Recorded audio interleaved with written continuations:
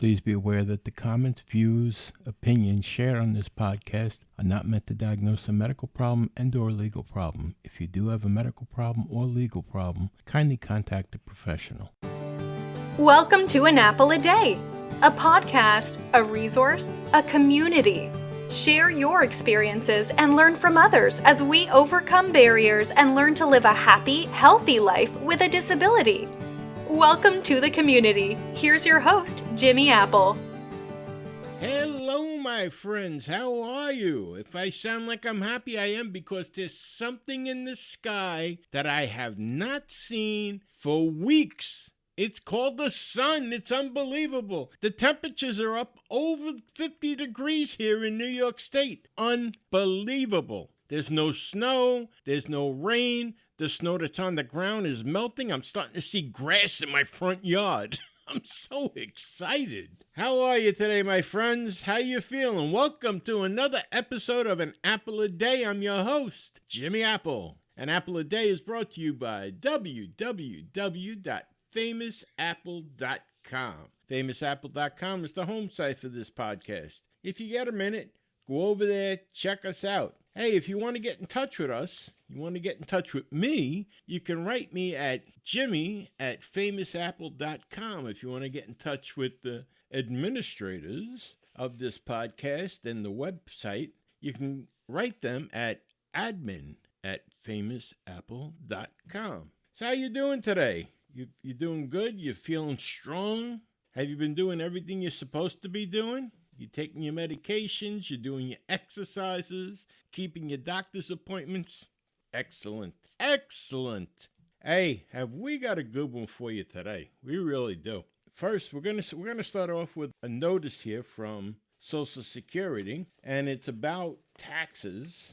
Good thing about taxes, actually. Also, have you ever been sitting around watching TV, maybe sitting on the back deck, just staring off into nature or something, or in the car going somewhere, and you notice that your fingers are getting numb and your hands are getting numb. You might even get some numb patches going up your arms. Have you ever noticed that? Well, we have an article about that, and it's some possibilities of what it could be and some solutions to it. Also, something that affects a lot of people, and it affects a good portion of those of us who are disabled, is a hard time getting to sleep at night because our minds race in so many different directions. And when you're disabled, you're focusing on a million different things and worrying about a million different things. Well, I got a good article on how to fall asleep easily and naturally without taking all kinds of pills and anything like that. So, like I said, we have a good one. And one more thing, have you ever felt marginalized in your own house? People make you feel like you're non-existent, they sidestep you. Well, we're going to talk about that. And that's got me a little bit twisted today. But we're going to talk about that. So, you know what? Let's just jump right into it, okay? I have an update here from Social Security. It's posted February 22nd, 2019 by Jim Borland, Acting Deputy Commissioner for Communications for the Department of Social Security. It's titled, Get Your Social Security Benefit Statement, SSA-1099. Tax season is approaching, and Social Security has made replacing your annual benefit statement even easier. The benefit statement is also known as SSA-1099 or the SSA-1042S. Now, you can get a copy of your 1099 anytime and any way you want using your online services. A Social Security 1099 is a tax form Social Security mails each year in January to people who receive Social Security benefits. It shows the amount of benefits you received from Social Security in the previous year, so you know how much Social Security income to report to the IRS on your tax return. If you live in the United States and you need a replacement form SSA 1099 or SSA 1042S, simply go online and request an instant printable replacement form through your personal My Social Security account. A replacement SSA 1099 or SSA 1042S is available for the previous tax year after February 1st. If you already have a My Social Security account, you can log into your online account to view and print your SSA 1099 or SSA 1042S. If you don't have access to a printer, you can have the document saved on your computer or laptop, or even email it. If you don't have a My Social Security account, creating one is very easy to do and usually takes less than 10 minutes. If you receive benefits or have Medicare, your My Social Security account is also the best way to 1.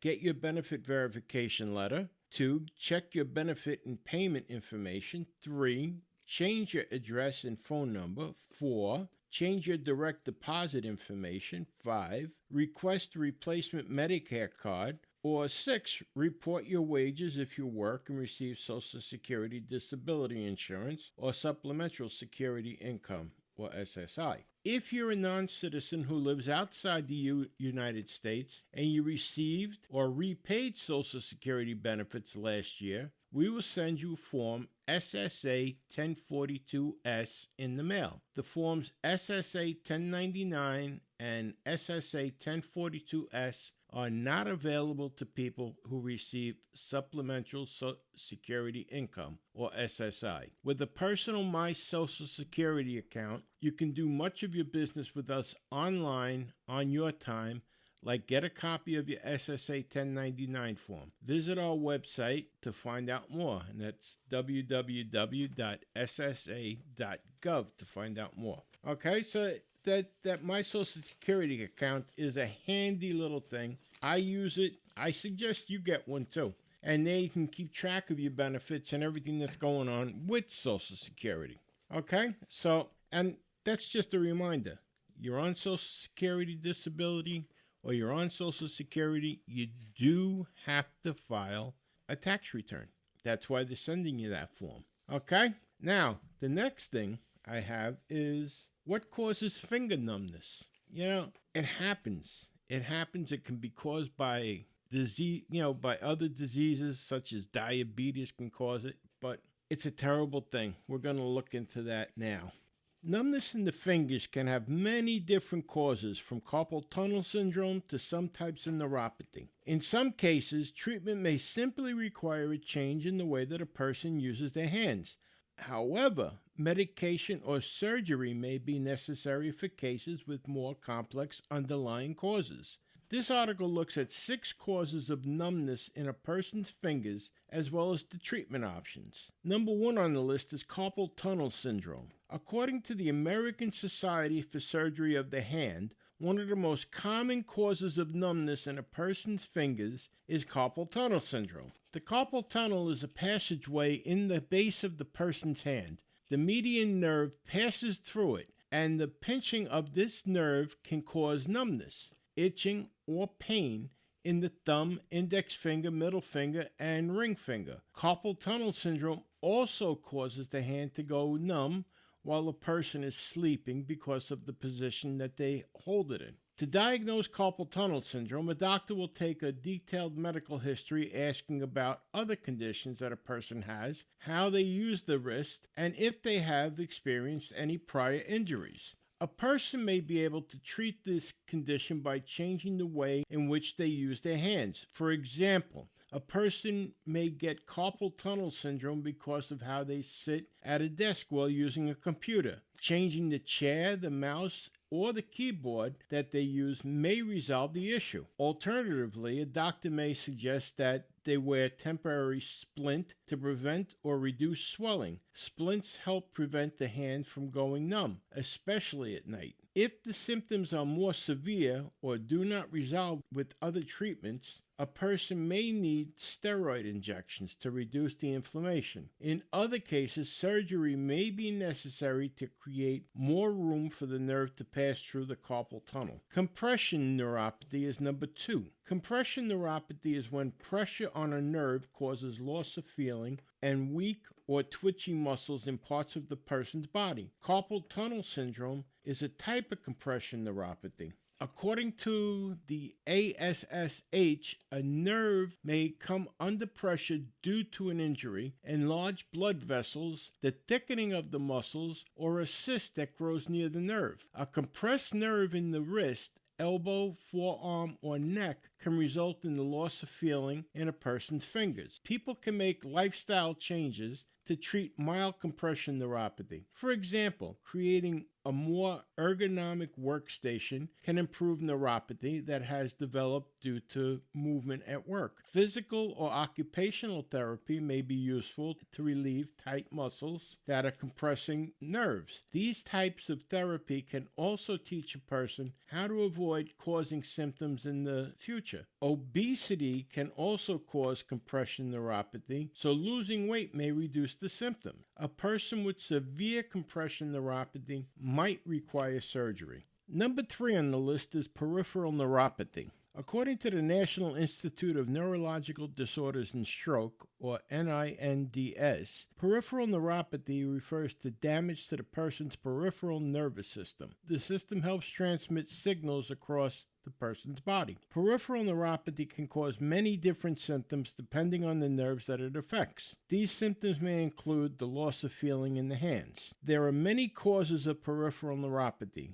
It can either be genetic, which means inherits it from a biological parent, or acquired. Causes of acquired peripheral neuropathy include diabetes, excessive long-term alcohol consumption, vitamin B12 deficiency, chronic liver or kidney disease, injuries, or hypothyroidism. There are many rarer underlying causes of peripheral neuropathy. A doctor may test for these once they have ruled out common causes. Treatment for peripheral neuropathy will depend on where the nerve damage occurs and the specific symptoms that the individual is experiencing. Fibromyalgia is number 4 on the list. Fibromyalgia is a disorder that causes a person to have pain, numbness, and tingling in various parts of their body. Other common symptoms include sleep problems, fatigue, memory issues, difficulty concentrating or thinking. People who have fibromyalgia are more likely than other people to develop carpal tunnel syndrome. Number 5, myofascial pain syndrome. Myofascial pain syndrome, or MPS, is a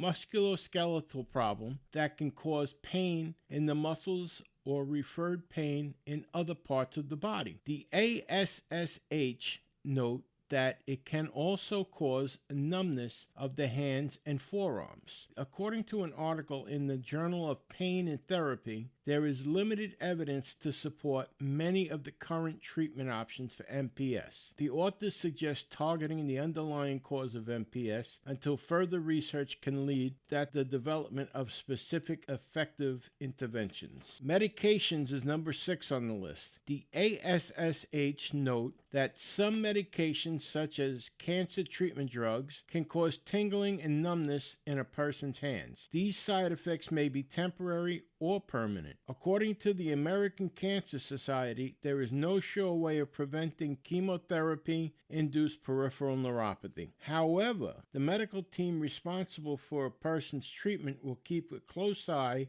on this side effect and vary medication dosage to try and manage it as best as possible. Other causes. Other less common causes of numbness in the person's fingers include not getting enough vitamin B1, multiple sclerosis, having had a stroke, and brain and spinal cord disorders. There are many different possible causes for numbness in the fingers. This symptom may resolve without treatment or with minor lifestyle changes depending on the underlying cause. If the numbness does not go away, a person should speak to a doctor to determine the cause and the most suitable treatment. Just a quick note here.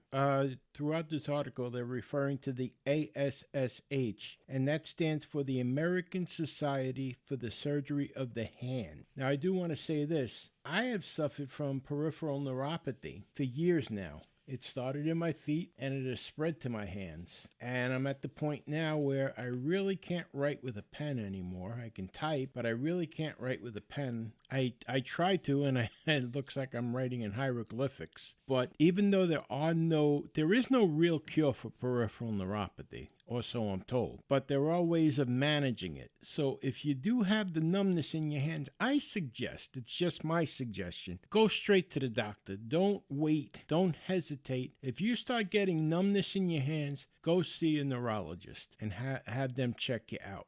All right, let's move on here. Now, this is a study in Medical News Today, and also the last study about what causes finger numbness also came from Medical News Today. But this study, how can I get to sleep easily? I like this one. This one I can practice. Actually, I have. I've tried several of these, and I find quite a few of them work for me. So what you have to do is you have to try them. Try them all and see which ones work for you, but here goes. Being unable to fall asleep naturally can be a frustrating experience with consequences for the next day. One solution is to take medications that can help induce sleep. However, these medications are not a long-term solution to the problem. This article will discuss 21 methods that people can use to help them fall asleep naturally. It is important to remember that different things will work for different people, so take some time to experiment and find out what works for you. 21 ways to fall asleep naturally. There are many ways to improve sleep,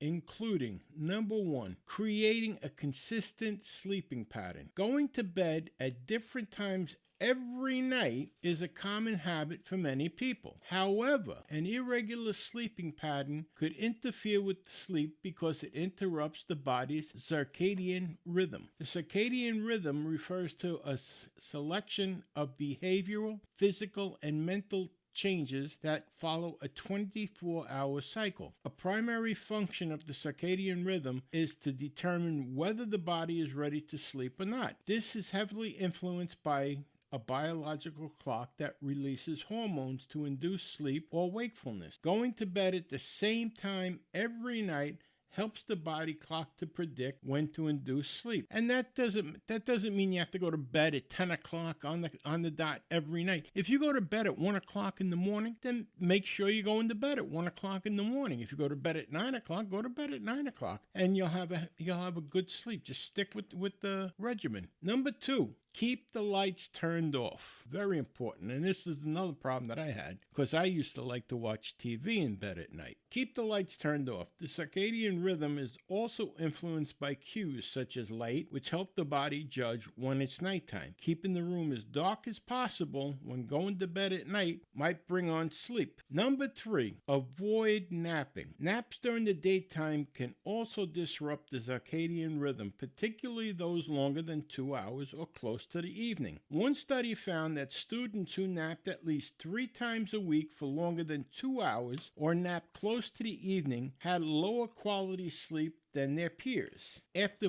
a poor night's sleep, it is tempting to take a long nap, particularly close to the evening, but try to avoid this as that it can adversely affect a healthful sleep cycle. Number 4, doing exercises. Physical exercise is known to have a positive impact on sleep quality. One study that looked at 305 people over 40 years of age with sleep problems found that moderate or high-intensity exercise programs led to improvements in sleep quality. The study also found that participants took their sleep medications less frequently. It is currently unclear whether exercising at different times of the day has an impact on sleep. Number 5, avoid using your mobile. Currently, there is much debate about whether the use of mobile phones at bedtime affects sleep. One study on college students found that those who scored high on a scale of problem phone use, such as addictive texting behavior, had lower sleep quality. However, there was no difference in the length of time they slept. Much of the current research is on students and young people, so it is unclear whether these findings extend to other age groups. Studies also tend to focus on problem phone use. People who do not use their phones in this way may not be susceptible to sleep disturbances. More research is needed in this area to understand the extent to which phone use can impact upon sleep. Number 6, reading books.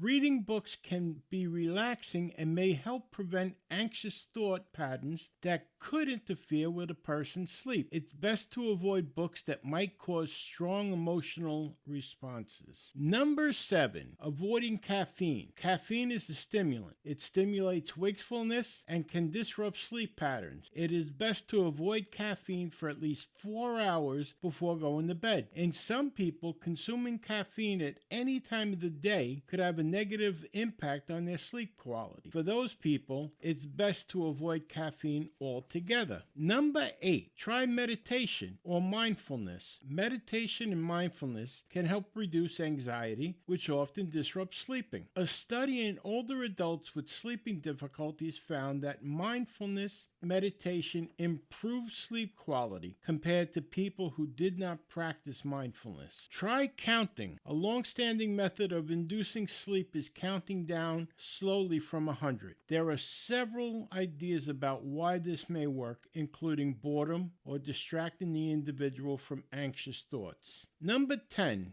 change your eating habits. What a person eats, particularly in the evening, can have an impact on sleep. For example, eating a large meal within 1 hour of getting ready to bed may impair a person's ability to sleep. Digesting a meal can take at least 2 hours to 3 hours.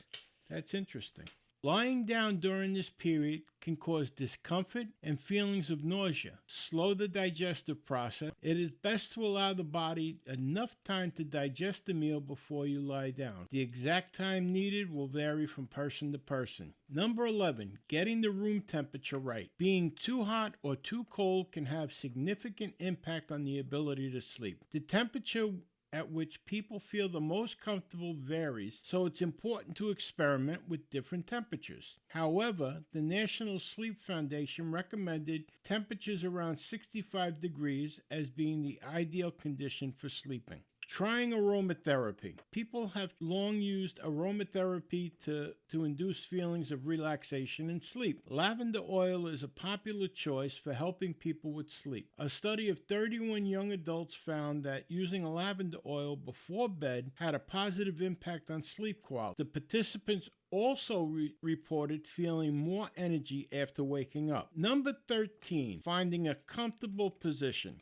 A comfortable sleeping position is essential for sleep. Frequently changing positions can be most distracting, but finding the right spot can make a big difference to the onset of sleep. Most people find sleeping on their side the best position for a good night's sleep. Listening to music. While this may not work for everyone, some people benefit from listening to relaxing music before going to bed. A person's response to music will depend on their personal preferences. Sometimes music may be too stimulating and induce anxiety and sleeplessness. Personally, this one works excellent for me. Number 15, using the bathroom. Needing to use the bathroom can be a significant distraction from sleeping. While leaving the comfort of the bed may seem unappealing at the time, it is essential to use the bathroom when needed. Trying to hold off going to the bathroom not only prevents sleep, but can disrupt sleep later on in the night. Number 16, taking a hot bath or shower. Now that's a good one. Taking a hot bath or shower can be relaxing and help prepare the body for sleep. It can also improve temperature regulation before bed. Nice. Number 17, avoiding reading an ebook. Ebooks have become increasingly popular over the past few years. They have a backlit screen which makes them ideal for reading before bed in a darkened room. However, this could affect your sleep negatively. One study gave young adults a printed book and an ebook to read before bed. The researchers found that when using the ebook, the participants took longer to fall asleep. They were also more alert during the evening and less alert in the morning compared to when they read the printed books. Such results suggest that ebooks could have a negative effect on sleep. However, the study only involved 12 participants. The researchers also used the study design that meant participants read both types of books. It is difficult to determine whether being exposed to both reading conditions bias the results. Few reliable studies exist in this area, and more research is still needed to draw any firm conclusion. Number 18, Taking melatonin. Melatonin is known as a sleep hormone. The body produces it to induce drowsiness and sleep in line with the body clock. People can also take it as a supplement to increase the chances of getting to sleep. I don't like taking anything I don't need to take. Number 19, using a comfortable bed. In a recent survey by the National Sleep Foundation, 9 out of 10 respondents reported that their mattresses was essential to their sleep. Investing in a comfortable mattress could have positive impact on the sleep quality. Number 20, avoiding noisy environments. Noise can be distracting, prevent the onset of sleep, and lower the quality of the night's sleep. A 2016 study showed that participants had significantly worse sleep in a hospital than at home. The authors of the study found that this was primarily due to the increased level of noise in the hospital compared to that of the person's home. Number 21, avoid excessive alcohol consumption. Drinking large amounts of alcohol before bed can have an adverse effect on sleep. Alcohol is problematic because it can induce feelings of restlessness and nausea, which can delay the onset of sleep. Getting sleep naturally is the best way to ensure mind and body gets the rest that it needs. Trying the methods above can increase the chances of falling asleep without the need and use of any sleep aids. That study's got some interesting points to it. You know, some things are just common sense, I guess, would be a good word for it. But like for myself, I was always the type of person that would keep the TV on at night. You know, I tell myself, well, I need the noise to fall asleep, which was nonsense. So what I started doing was turning all the lights out and just leaving the radio on low. And I have Sirius XM in the house, and I listen to the 70s music. And not only is it relaxing to me, but it brings me back to a time when I was a teenager. And it even gives me great dreams. And I wake up relaxed in the morning. So it might be something you want to try.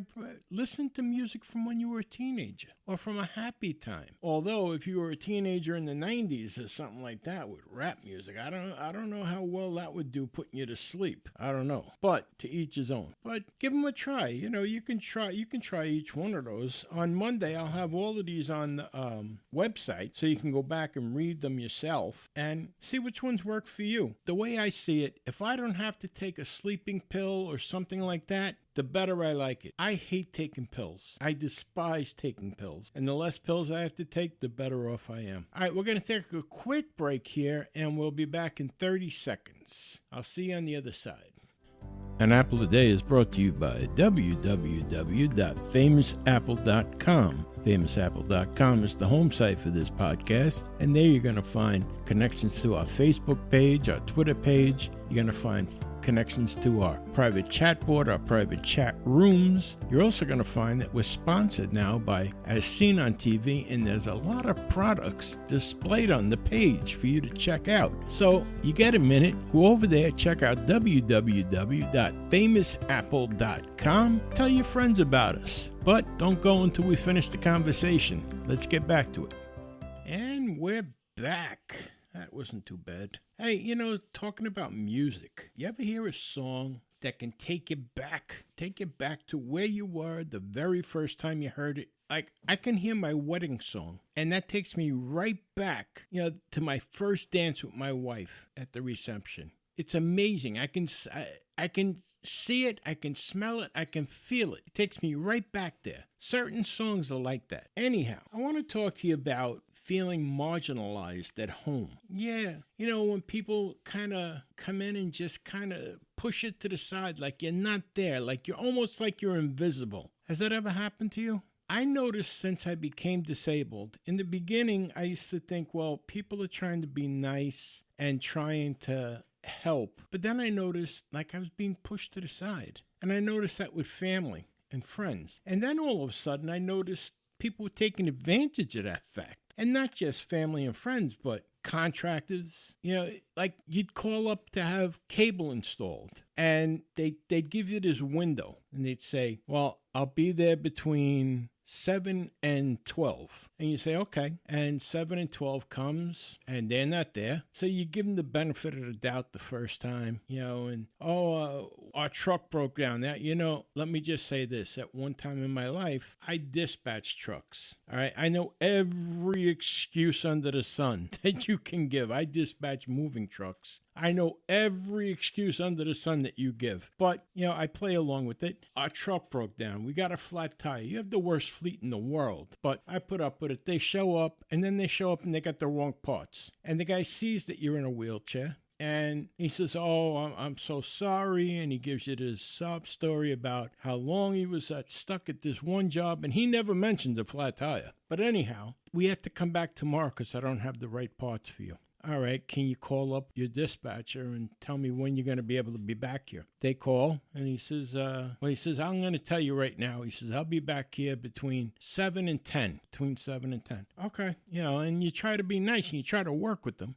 Next day comes, 12, 1 o'clock, still no cable guy. So you call the company. The company says, what do you mean he's coming between 7 and 10? We don't give windows like that. I said, this is what your man told me yesterday because he forgot the parts or something like that. Well, I don't know what he told you, but I can't have him over there before 5 o'clock. What? So the guy comes, and I said, well, why did you tell me 7 to 10? Oh, I thought I could be over here, but I figured you're not going nowhere. You can't go out nowhere. What do you mean I can't go out anywhere? Well, being in the chair and all. And that's when it hit me. They're looking at me saying, you're disabled. Your time doesn't mean anything. You're here anyway. And I realized at that point right there, I had to put a stop to that. Because it didn't just happen at home. It happened at the doctor's office. It happened at the car repair place. It's like your time doesn't matter because we got other people that have jobs. So you can wait because you have no place to go. You have nothing to do.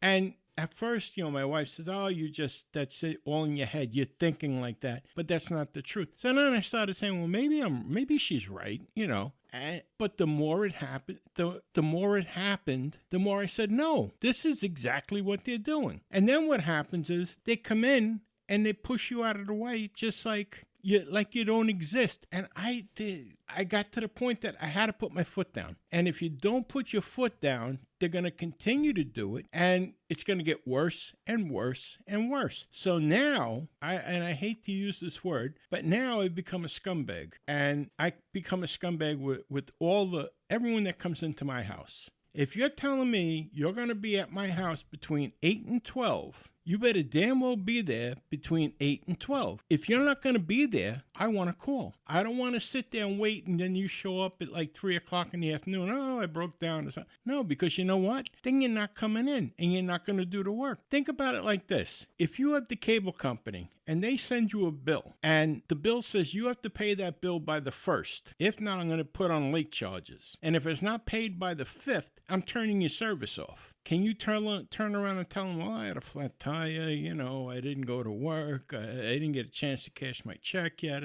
No, they're going to turn your service off. So now I treat them the same way that they treat us. Cable company's supposed to be at my house at 12 o'clock. If you're not at my house at 12 o'clock, when you do show up, I'm going to tell you, no, you have to reschedule it. Well, I'm here now. No, you have to reschedule it. Well, all right, I won't be able to be back for a week. You can't be back for a week? Take it out of my house now. Well, what do you mean? You were supposed to be here at 12. It's now 3. Get it out of my house now. You'd be surprised how quick they come the next morning. And they come on time. Same thing at a doctor's office. You go to the doctor, all right? Now, I can understand doctors have emergencies. But when a doctor schedules 6 people for 8 o'clock in the morning, that's not an emergency. That's just him being greedy. That's just him trying to pile up clients, patients. So if I have an 8 o'clock appointment, I'll wait a half hour. So at 8:30, I'll say, I had an 8 o'clock appointment. I haven't been called in yet. And they'll tell me something like, well, the doctor's very busy. I don't know. I can't wait here much longer. Well, you're going to have to wait. No, I don't have to wait. See, what people don't realize with doctors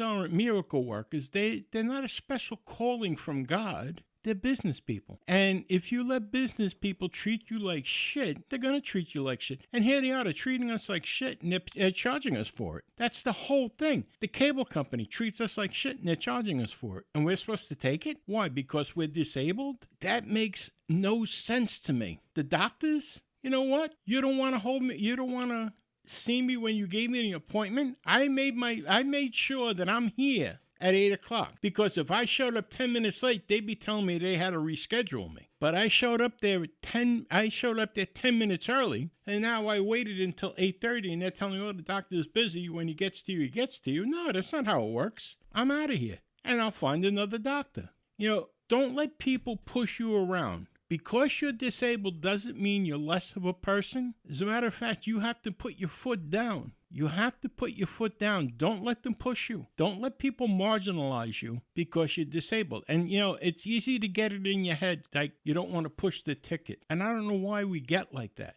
you don't want to push the ticket, but you have to. You have to. You're not less of a person. Your service that you're buying from them, they're not giving you a discount on it. They're not giving it to you for free. They're not doing you a favor. Demand the service. Demand it. Demand the respect. Give respect. If they want respect from you, they got to give you respect. You're the customer.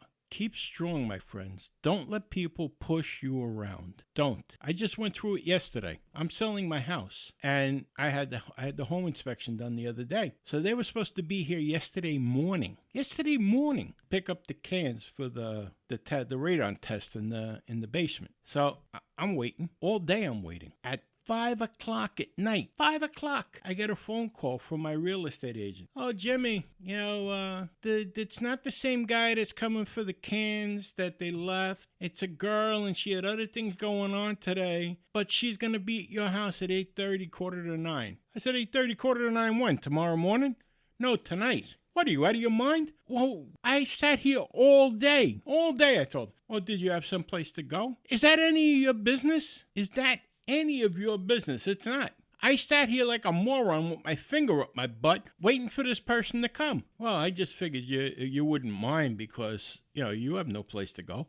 This is what they told me. So I told them, no, you can't pick it up at 8:30, 9 o'clock at night. Pick it up tomorrow and make sure they're here by 9 o'clock. Well, it didn't sit well with them. Well, they're going to have to rearrange. I don't care. I don't care. I'm not some kind of moron that you can just say, yeah, don't worry about it. He's there. You can go get it whenever you want. No, it doesn't work that way. I'm a client, and you're making big money off of me. So stand up for your rights. Don't let people push you around. Remember, you're a person. You're a formidable person. And just because you have a disability doesn't make you less of a person. Okay, my friends? Listen, you have a great, great weekend, okay?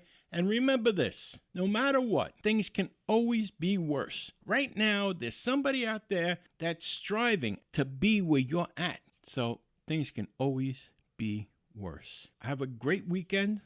I'll talk to you the early part of next week. You've been listening to An Apple a Day. My name is Jimmy Apple. Thanks for listening to An Apple a Day with Jimmy Apple, your gateway to a happy, healthy life. Join our community at www.famousapple.com. See you next time.